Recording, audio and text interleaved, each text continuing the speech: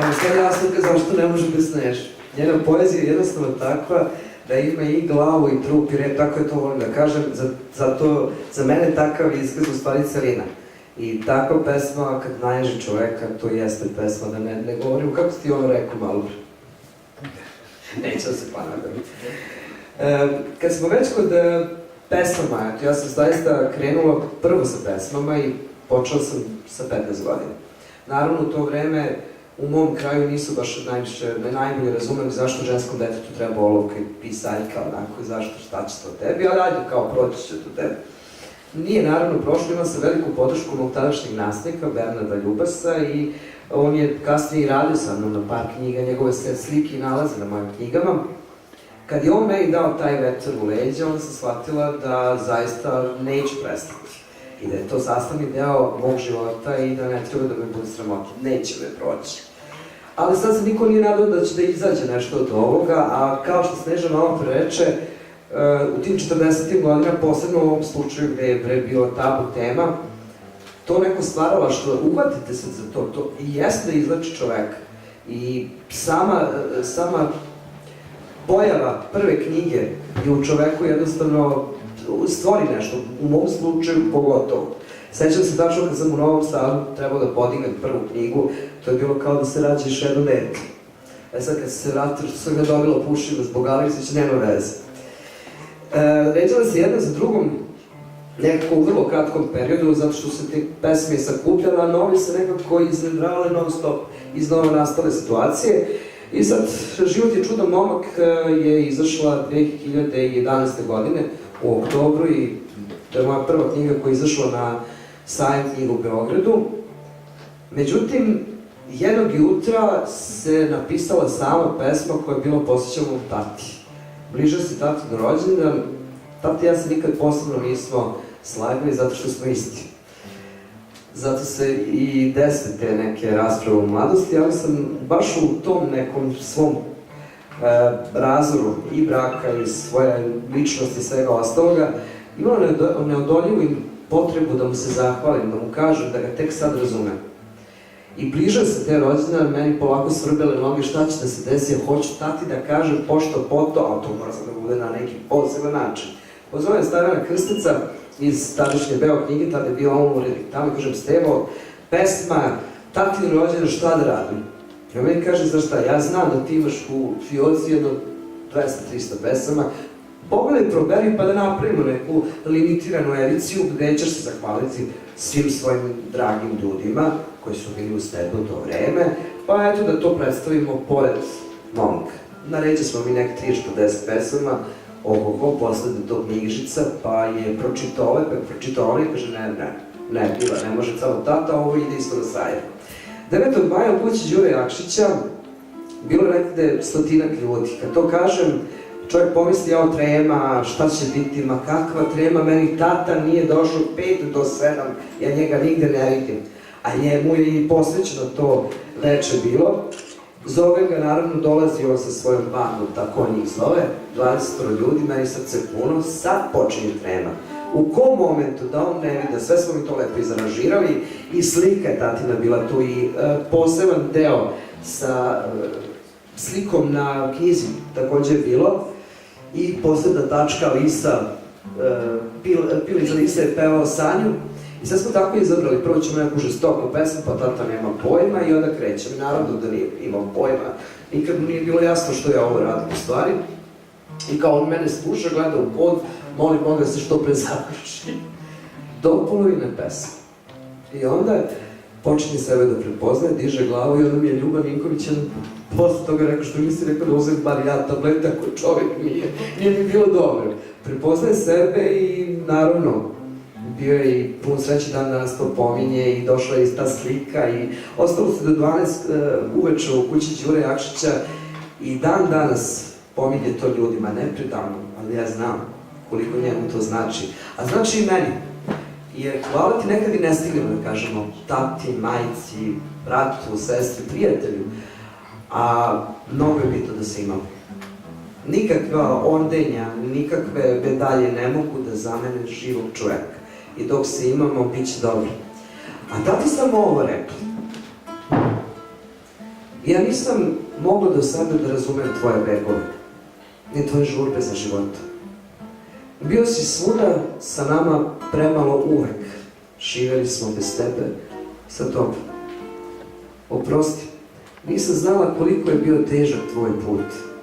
Teo si za ljubav dečjih sna da ostaneš na mestu gde se ne ostaje. Bio si hrabriji od mene, zato si veliki toliko. I nikada nije znao niko koliku stegu imaš na grudima. Često si bio smešan ljudima što si nesebično delio dukate za trenutak pažnje.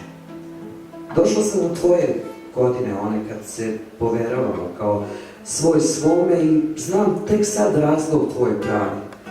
Kada se kula od karata gradi, pa se svaki dan gorkim vinom zalije. A ja to suđivah onda. Sada mi je žao onog vremena, onih dalekih, ružnih reči, suza i mladosti prkosne. Ne kažu džaba da čovek uči dok je živ i ko budala umire ne poučen tuđim iskustvom. Na kraju svojih 30-ih, gde mi se život lomi pred velikim odlukama, ne umem ti reći koliko te osjećam. Nemamo toliko vremena za duge besede, ali želim da znaš da te ko nikada do sada razume. Pognute glave, gledajući u pod, kao onda kada sam bila dete, šapućem hvala ti i oprosti za sve. Bio si ti uvek tu, kad svi odu, kad snage nestane da mi poželiš dobrodošlicu u roditeljske kuće. I sve više liči na tebe. Samo se ovog puta ponosim i više nego juče ti se divim, veliki oče moj.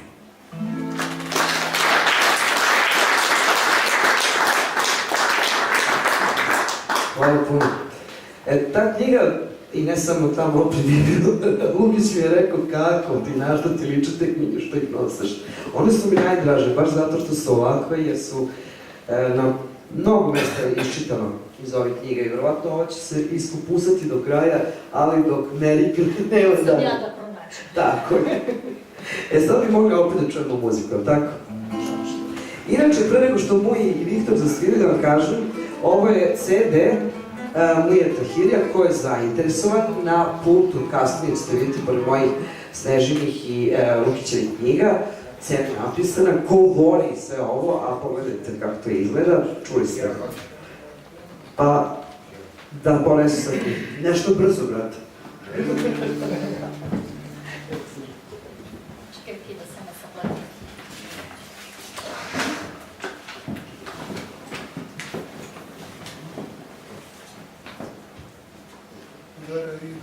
Da, da.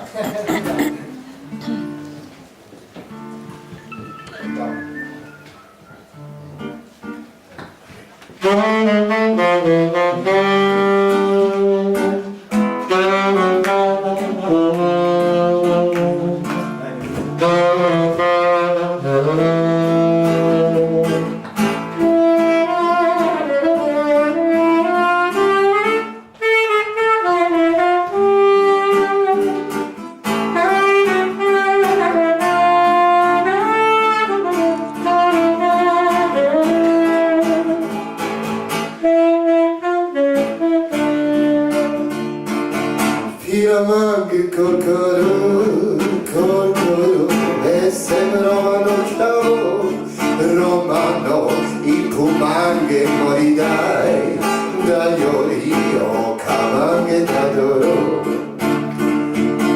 Nemam nigde nikoga, nikoga, nemam zemlja ni roda, nemam druga, nemam ga, oj sudbina prokleta. Imam redna barenca, zomarna kašnice, vesel roman očavo,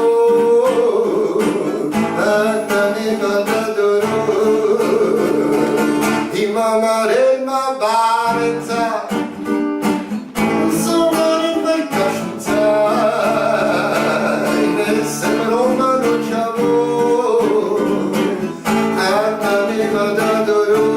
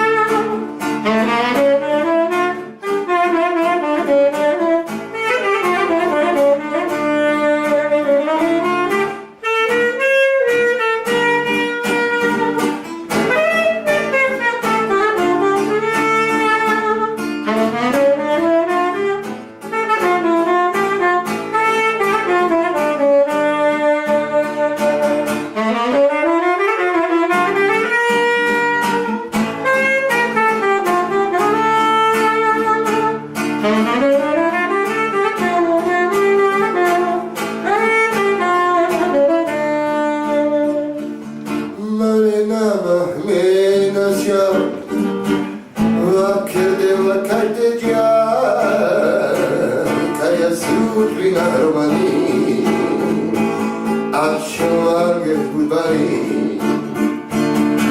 Tam se to sasvím sám, tam draží zakýtá, nemám majky ni otca, nemám nikde nikoga.